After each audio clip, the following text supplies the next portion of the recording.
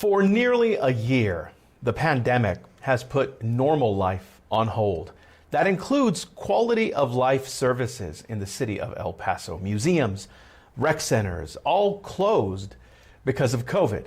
KFOX 14 News at 9's Nic Garcia spoke with city leaders and learned even with the vaccine rollout happening right now, things might not get back to normal anytime soon.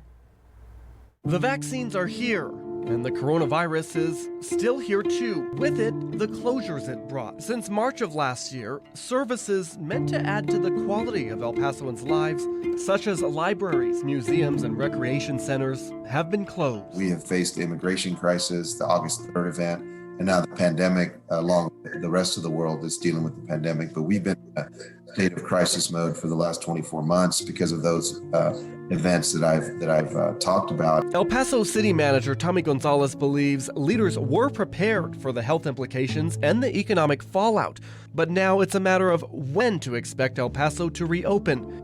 We asked El Pasoans when they thought that would be. I'm guessing it'll probably be sometime before the end of this year. He's on the right track. In fact, El Paso's Chief Financial Officer Robert Cortinas says we may not see things go back to normal until mid-2022 and possibly even early 2023. Unfortunately, we're sort of in a wait-and-see position, obviously, with the COVID situation now. The rollout of the vaccines, realistically, we're probably looking at another 12 to 18 months before some of these things really start to get open back to where we were. Throughout the pandemic, amenities like the streetcar, city museums, and the zoo have been bringing hardly any money in compared to what they typically would before the pandemic, raising concerns about finances and whether the city can afford to reopen these places when it's safe to do so. From a financial perspective, we do not have a deficit. The city says it's been working in crisis mode since before the pandemic, so it can handle the cost. But because the situation is so uncertain, from a financial standpoint, we will be prepared to open some level to some degree, but we're going to be stopped in our tracks with health issues because we have to continue to monitor that aspect of it as well. The city will not be able to fully reopen at once. The first level of services that we're looking at would be things that we've already talked to the council about, like the drive-up services for the library. We have that ability now.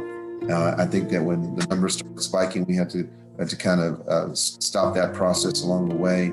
So it's those kinds of services that we'd be looking at initially, but the types of services in our community centers, our water parks, where you have a lot of people congregating, that's going to be a challenge. Yeah, the museums, the parks, those things are closed now, and it's kind of limits what activities you can do. It's kind of a damper, but at the same time, it's for a reason, it's to keep us safe. However, the city says there is a bright side. There are facilities and there are programs that are out there and available, and so much as our parks are open, which is fantastic. I know that it's the winter, but we have a beautiful winter weather situation here in El Paso. You can get out, you can enjoy the parks. You can enjoy all of the virtual programming that's being offered on a regular basis. The zoo offers virtual programming, our libraries, our museums. For now, increasing your quality of life in El Paso will have to be done outdoors, or like most everything else nowadays, virtually. Nic Garcia, KFOX 14 News at 9.